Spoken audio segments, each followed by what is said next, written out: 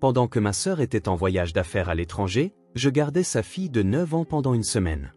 Le troisième matin, ma nièce est venue me voir en pleurant. « Tati, mes dents sont toutes molles. J'ai vu ses dents de devant prêtes à tomber. » Ce jour-là, ses dents permanentes sont tombées une par une. Le dentiste a vu les radios et est devenu pâle. Appelez immédiatement la police. Avant de commencer l'histoire, n'oubliez pas de laisser un like et de vous abonner à la chaîne pour voir plus d'histoires comme celle-ci. Dans un quartier résidentiel de la banlieue de Hartford, dans le Connecticut, se trouvait la maison de Rachel Thompson. Elle vivait seule dans cette ville tranquille depuis des années.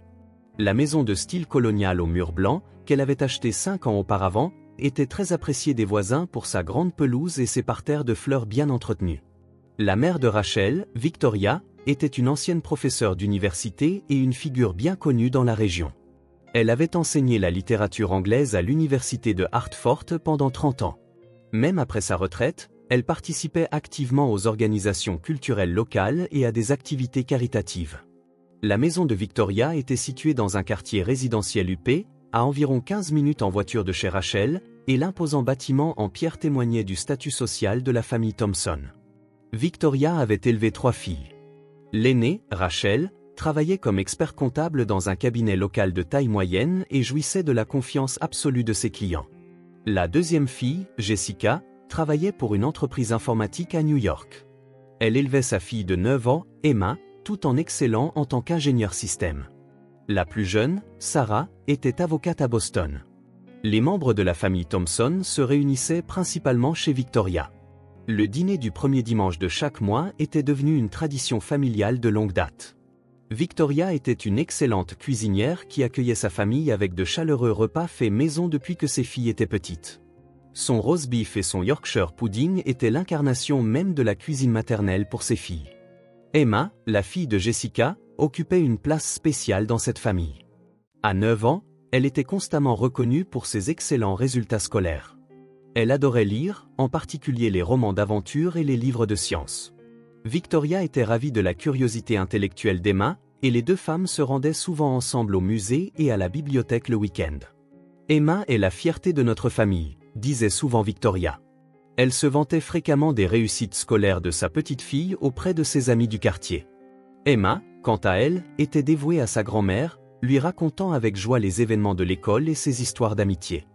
Rachel et Emma entretenaient également une merveilleuse relation. Rachel veillait chaleureusement sur la croissance d'Emma. Quand Emma avait des difficultés avec ses devoirs de mathématiques, Rachel l'aidait par téléphone, et elle lui offrait toujours des cadeaux attentionnés pour son anniversaire et pour Noël. Emma admirait Rachel et parlait parfois de son désir de poursuivre une carrière comme la sienne à l'avenir. Le divorce de Jessica avait eu lieu 3 ans auparavant. Sa relation avec son ex-mari n'était pas mauvaise, mais ils s'étaient séparés à l'amiable en raison de divergences de valeurs. Jessica avait obtenu la garde d'Emma, et il avait été convenu que son ex-mari verrait leur fille une fois par mois. Jessica était très occupée à jongler entre son travail et l'éducation de sa fille, mais grâce au soutien de sa mère et de ses sœurs, Emma grandissait dans un environnement aimant. Chaque membre de la famille Thompson menait une vie épanouie tout en chérissant ses liens familiaux. Sous l'influence de Victoria, l'éducatrice, les conversations familiales étaient intellectuelles et chaleureuses. Parfois, ils discutaient de l'actualité, d'autres fois, ils se concertaient tous ensemble sur la vie scolaire d'Emma. Rachel se consacrait chaque jour à son travail, mais elle chérissait par-dessus tout le temps passé avec sa famille. Elle ne ressentait aucune pression de la part de sa famille concernant son choix de rester célibataire. Au contraire, elle se sentait rassurée d'avoir une famille qui soutenait sa manière de vivre en accord avec elle-même.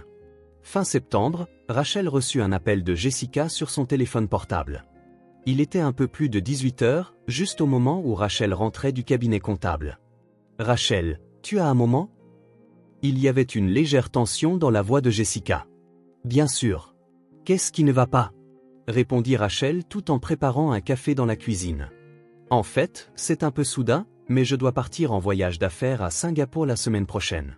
C'est un nouveau projet, et je dois absolument y aller. » Rachel s'arrêta net. Il n'était pas rare que Jessica parte en voyage d'affaires à l'étranger, mais Singapour signifiait une mission considérablement longue. « Alors, à propos d'Emma, continua Jessica. Pourrais-tu la garder pendant environ une semaine ? Elle a école et notre nounou habituel n'est pas disponible. » Rachel répondit immédiatement, « Bien sûr, je serai ravi de la garder. J'ai hâte de passer une semaine entière avec Emma. » On pouvait entendre le soupir de soulagement de Jessica au téléphone. « Merci beaucoup. J'ai aussi consulté maman, mais ta maison est plus proche de l'école d'Emma, et les trajets en semaine pour elle déposer et la récupérer seraient plus faciles. » C'est vrai. Ne t'inquiète pas. Emma est spéciale pour moi. Je ferai en sorte que ce soit une semaine merveilleuse. Le soir même, Rachel appela sa mère, Victoria. Victoria fut également ravie à l'idée de garder sa petite fille. C'est merveilleux. Je vais aider, moi aussi. Nous préparons les plats préférés d'Emma et je pourrai aussi l'aider avec ses devoirs. La voix de Victoria était enjouée. Merci, maman. Mais n'en fais pas trop. Je vais ajuster mon emploi du temps et essayer de rentrer le plus tôt possible. Qu'est-ce que tu racontes? Il n'y a rien d'épuisant à s'occuper de ma petite fille. D'ailleurs, Emma est une si gentille petite, elle ne demande pas beaucoup d'attention. Le lendemain soir, Jessica arriva chez Rachel avec Emma. Emma tirait une petite valise derrière elle, les yeux pétillants d'excitation. « Tata Rachel, je suis si contente de pouvoir rester toute une semaine, » dit Emma en sautant sur place dans l'entrée. « Moi aussi, je suis contente, Emma. On va bien s'amuser toutes les deux. » Rachel serra Emma dans ses bras. Jessica organisa efficacement les affaires d'Emma tout en donnant à Rachel des instructions détaillées. Elle doit être à l'école pour 8h15.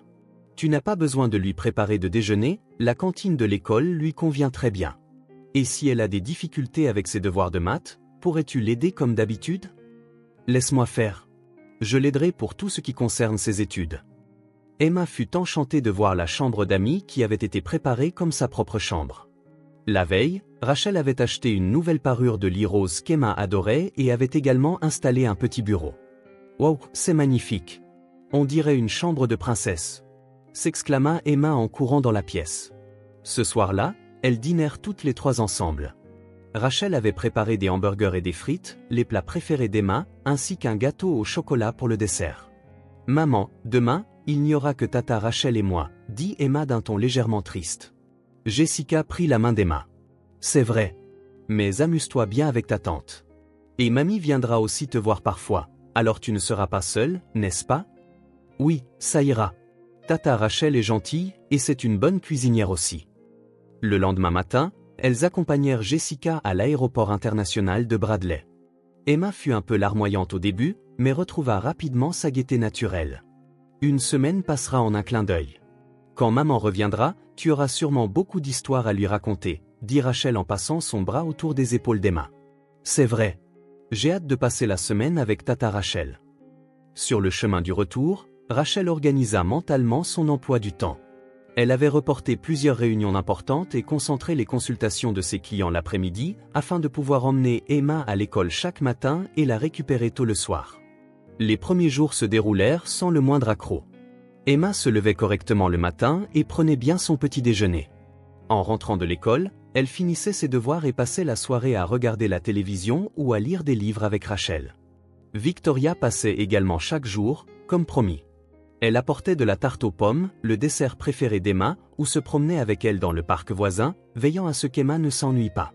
Emma est vraiment une si gentille petite. C'est rare de trouver un enfant qui demande si peu d'attention, dit Victoria à Rachel. Jessica l'élève merveilleusement bien.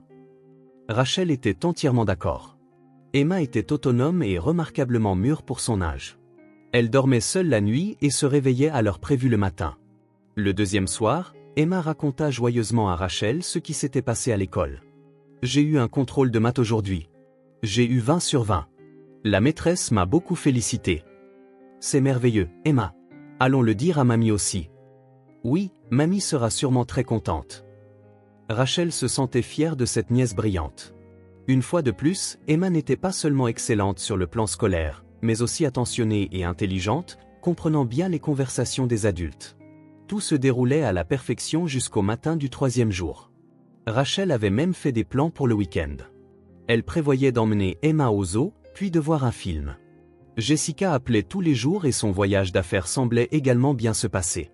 Le quatrième matin, Rachel se réveilla à 6h30 comme d'habitude. Alors qu'elle préparait du café et s'apprêtait à commencer le petit déjeuner d'Emma, elle entendit de légers sanglots venant de la chambre d'amis.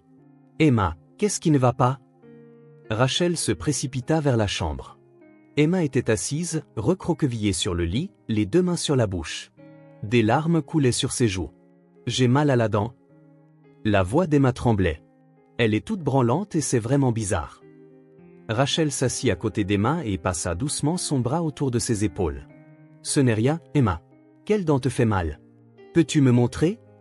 Emma ouvrit la bouche avec hésitation. Quand Rachel regarda, l'une des incisives supérieures était clairement déchaussée. Cependant, ce n'était pas simplement une dent de lait qui tombait. Les incisives d'Emma auraient déjà dû être remplacées par des dents définitives. « Emma, depuis combien de temps cette dent te fait-elle mal? » Elle ne me faisait pas mal du tout hier soir.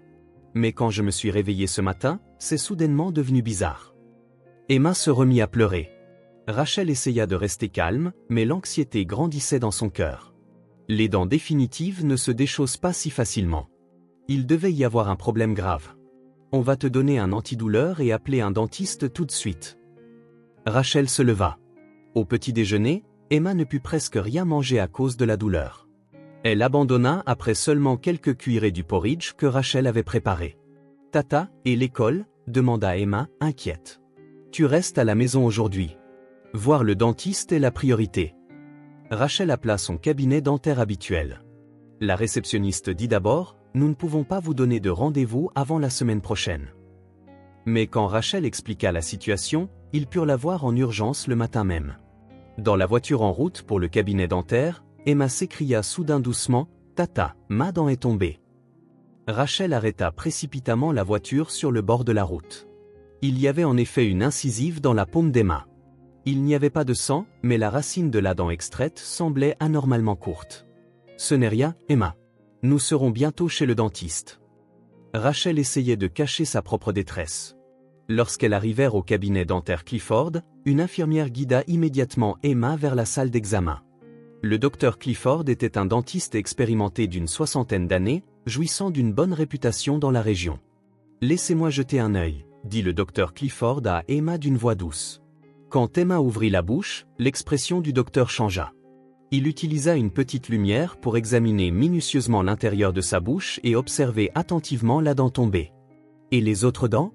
Ressens-tu une douleur ou une gêne? » Emma hocha la tête. « Je crois que les dents du bas sont un peu branlantes aussi. » Le docteur poursuivit son examen détaillé. Pendant ce temps, Rachel attendait dans un coin de la salle d'examen, les mains crispées. Il était clair qu'il y avait un problème grave. « Faisons des radiographies tout de suite », ordonna le docteur à l'infirmière. Après que les radiographies furent prises, le docteur Clifford commença à examiner attentivement les clichés développés. Au début, il fronça les sourcils, mais peu à peu, Rachel vit son visage blêmir. « Qu'est-ce que c'est que ça ?» Le docteur regarda les clichés à plusieurs reprises. « Docteur, y a-t-il un problème ?» Rachel ne pouvait cacher son anxiété. Le docteur Clifford se tourna vers Rachel avec une expression grave. « Mademoiselle Thompson, s'il vous plaît, appelez la police immédiatement. » « La police? Pourquoi ?» Rachel était confuse. Les racines des dents d'Emma se dissolvent à une vitesse anormale. Cela n'arrive pas naturellement. Ce sont les symptômes d'un empoisonnement par une substance chimique. L'esprit de Rachel se vida. Un empoisonnement. Mais Emma avait vécu normalement. Rien de spécial. Je suis désolé, mais ce sont clairement les symptômes d'une substance toxique. Il est très probable qu'elle en ingère de manière continue. La voix du docteur était lourde. Des analyses de sang sont nécessaires immédiatement et cela doit être signalé à la police. Emma, entendant la conversation sérieuse des adultes, se remit à pleurer. « Tata, est-ce que je vais mourir ?» Rachel serra Emma dans ses bras. « Tout ira bien, Emma. Tu vas t'en sortir, c'est certain. Les docteurs vont t'aider. » Cependant, Rachel elle-même était en panique. Un poison? Qui? Pourquoi? La seule chose à laquelle elle pouvait penser était ce qu'Emma avait consommé durant ces 3 jours. Le petit déjeuner, le déjeuner, le dîner et les friandises que Victoria avait apportées. Docteur, de quel poison s'agit-il précisément? Une analyse détaillée est nécessaire, mais à en juger par le schéma de dissolution des racines, il s'agit probablement d'un métal lourd, comme le thallium ou l'arsenic. Rachel frissonna. Comment un poison aussi terrible avait-il pu pénétrer dans le corps d'Emma? Dans l'après-midi, une autre dent du bas d'Emma tomba, et le soir, une autre encore commença à bouger. Rachel resta avec Emma à l'hôpital en attendant l'arrivée de la police. Les résultats des analyses de sang ne seraient disponibles que le lendemain, mais les médecins avaient déjà commencé un traitement de désintoxication. Emma recevait une perfusion intraveineuse tout en regardant Rachel avec anxiété. « Tata, tu as contacté maman ? » ?»« Pas encore, mais je vais la contacter bientôt. » Rachel mentit. En réalité, elle n'avait encore rien dit à Jessica. Elle ne savait pas comment l'expliquer. L'officier de police arriva à l'hôpital vers 18 h. C'était l'inspecteur MacDonald, un homme d'âge mûr qui parlait d'un ton calme. « Mademoiselle Thompson, veuillez me dire tout ce qu'Emma a consommé durant ces 3 jours. Nourriture, boissons, friandises, médicaments, tout. » Rachel expliqua en détail, fouillant dans sa mémoire. Le repas qu'elle avait préparé, les déjeuners de l'école et les douceurs maison que Victoria avait apportées. « Pourriez-vous m'en dire plus sur les friandises que votre mère a apportées ? » Ma mère a préparé une tarte aux pommes qu'Emma adore, et des biscuits faits maison aussi. Emma était très contente et les a mangés. L'inspecteur hocha la tête en prenant des notes. Est-ce que seule Emma a mangé ces friandises, ou vous en avez mangé aussi? Rachel réfléchit. Je n'en ai presque pas mangé. Je suis au régime. Je pense qu'Emma a mangé la plus grande partie. Le lendemain matin, les résultats des analyses de sang arrivèrent. Rachel apprit les résultats de l'inspecteur MacDonald dans le couloir de l'hôpital. Emma recevait son traitement dans la chambre voisine. C'est du thallium. La voix de l'inspecteur était lourde. Des concentrations élevées de thallium ont été détectées dans le sang d'Emma. Pas une dose mortelle, mais il y a des traces d'ingestion continue. Rachel s'appuya contre le mur. Du thallium, un poison mortel autrefois utilisé comme mort au rat. Depuis combien de temps pensez-vous qu'elle en ingère? À en juger par la concentration dans le sang, au moins une semaine, probablement plus. Il semble qu'on lui en ait fait ingérer de petites quantités régulièrement. Un éclair traversa l'esprit de Rachel, une semaine ou plus. Cela signifiait que cela avait commencé avant qu'elle ne commence à garder Emma. Nous devons interroger toutes les parties concernées immédiatement. Nous allons procéder à une perquisition au domicile de votre mère, poursuivit l'inspecteur. Cet après-midi-là, une équipe d'enquête de la police entra dans la maison de Victoria. On demanda également à Rachel de les accompagner. Dire à sa mère qu'elle était soupçonnée fut le moment le plus douloureux pour Rachel. Au début, Victoria ne comprenait pas la situation. Emma a été empoisonnée? C'est impossible. Un poison appelé thallium a été détecté. La police dit qu'elle doit enquêter de manière approfondie. Le visage de Victoria devint pâle. Du thallium? Où est-ce qu'on pourrait trouver une chose pareille? La perquisition commença dans la cuisine. L'équipe de la police scientifique préleva des échantillons de tout, des assaisonnements aux conserves, en passant par les produits de nettoyage. Rachel se tenait à côté de sa mère, regardant cette scène incroyable. 2 heures plus tard, un des enquêteurs sortit du bureau. Il tenait une petite fiole et un vieux journal intime. « Inspecteur, ceci. » Lorsque l'inspecteur MacDonald reçut la fiole, il vérifia l'étiquette. Composé de thallium. Il est écrit pour usage en recherche. Rachel regarda sa mère avec incrédulité. « Maman, pourquoi as-tu ça ?» Victoria resta silencieuse. Son expression ne montrait plus de surprise, mais une sorte de résignation, comme si elle avait abandonné. Et ce journal, l'enquêteur tendit le journal à l'inspecteur. L'inspecteur ouvrit le journal et commença à lire les entrées récentes. Rachel pouvait également voir le contenu par-dessus son épaule. Ce qui y était écrit renversa complètement sa vision du monde. 15 septembre. Le professeur principal d'Emma a appelé. Elle a dit que récemment, Emma manque de concentration et rêve souvent en classe. Se pourrait-il que cet enfant montre des signes de troubles du développement? 20 septembre. J'ai observé Emma de près. En effet, ses réactions sont plus lentes qu'auparavant. Comparé aux enfants de son âge, il y a une nette différence. La lignée des Thompson ne peut avoir de tel tard. 25 septembre. J'ai pris ma décision. Je suis désolé pour Emma, mais un enfant imparfait ne peut devenir l'héritier de la famille Thompson. Pour l'honneur de la famille et pour la société, des mesures appropriées doivent être prises. Rachel se sentit nauséeuse en lisant le journal. Elle ne pouvait croire que c'étaient les mots écrits par sa mère. 1er octobre. J'ai réussi à obtenir du thallium.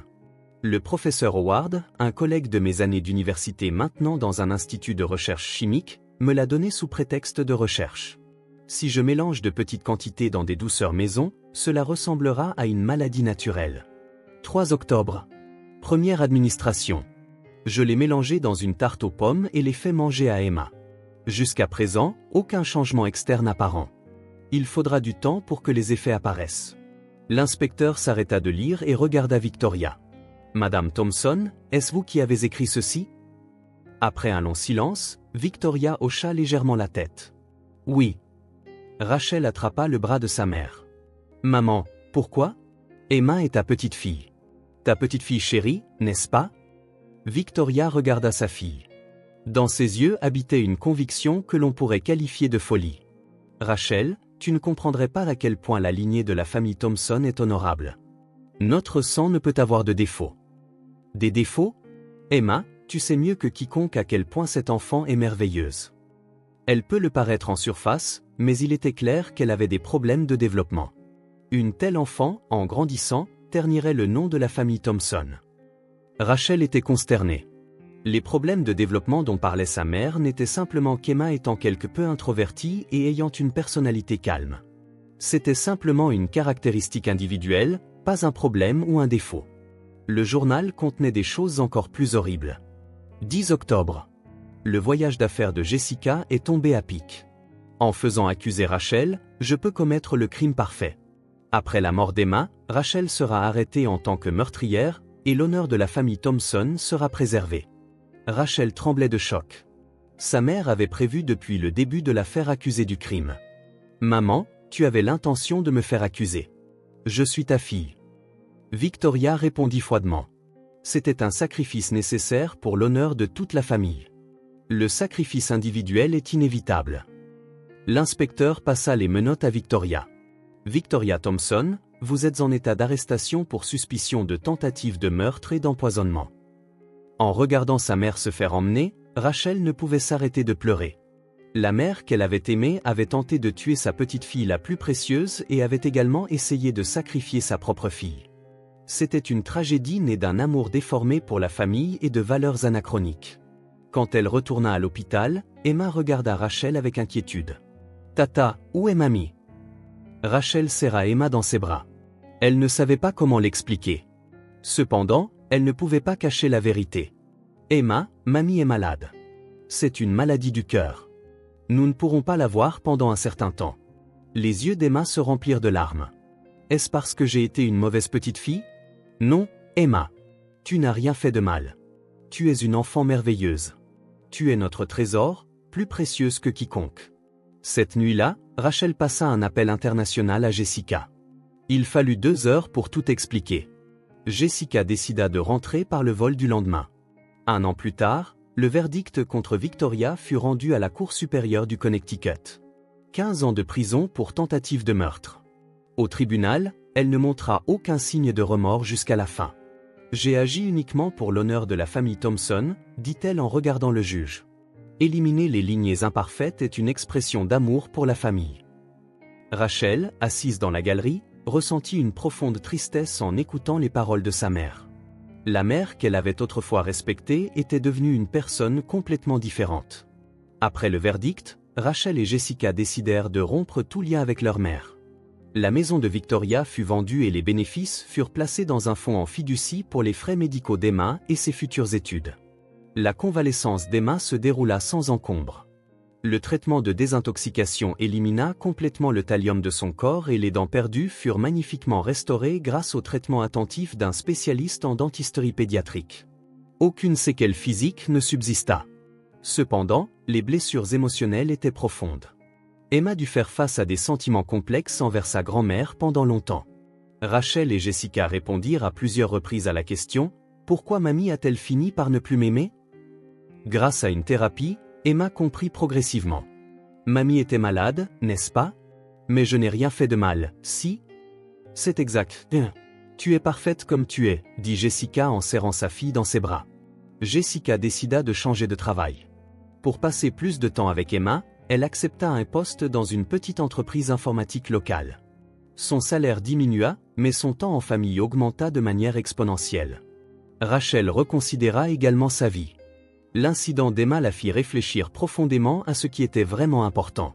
Elle passa d'une vie centrée sur le travail à une vie qui donnait la priorité aux relations familiales par-dessus tout. Elles trois commencèrent à créer de nouvelles traditions.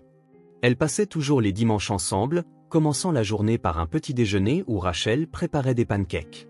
Emma se mit à parler joyeusement des événements de l'école tout en aidant à la cuisine. « Tata Rachel, mes dents vont bien maintenant ?» demanda Emma en se regardant dans le miroir. Les nouvelles dents issues du traitement étaient si belles qu'on ne pouvait les distinguer des dents naturelles. « Bien sûr. Ton sourire est le plus beau du monde. » Emma rayonna d'un sourire éclatant. Elle ne se souvenait que rarement de la terreur d'il y a un an. Un jour, Emma ramena à la maison une rédaction qu'elle avait écrite à l'école. Le thème était « Ma famille ». Ma famille, c'est maman et tata Rachel. Avant, il y avait mamie aussi, mais elle n'est plus là maintenant. Mais avoir maman et tata me suffit. Elles m'aiment toutes les deux très fort, et moi aussi, j'aime cette famille. Je pense que la famille, ce n'est pas seulement les liens du sang, mais le sentiment de prendre soin les uns des autres est le plus important. Rachel ne put s'empêcher de pleurer en lisant cette rédaction. Emma avait compris le vrai sens de la famille à travers son expérience terrifiante. À table, Jessica demanda à Emma « Que veux-tu faire plus tard ?» Emma réfléchit un instant avant de répondre. « Je veux être médecin. Je veux aider les enfants qui vivent des expériences effrayantes comme moi. » Rachel et Jessica se regardèrent et sourirent. Emma grandissait, sans aucun doute. Le soir de Noël, elles trois s'assirent autour du sapin dans le salon de Rachel. Emma dit en ouvrant ses cadeaux, « Tata Rachel, merci de m'avoir sauvée à ce moment-là. Si tu n'avais pas été là, je serais peut-être morte. Emma, tu es notre trésor. Quoi qu'il arrive, nous te protégerons. » Jessica ajouta, « Nous sommes une vraie famille. Nous sommes unis par des liens plus forts que le sang. » Dehors, la neige avait commencé à tomber.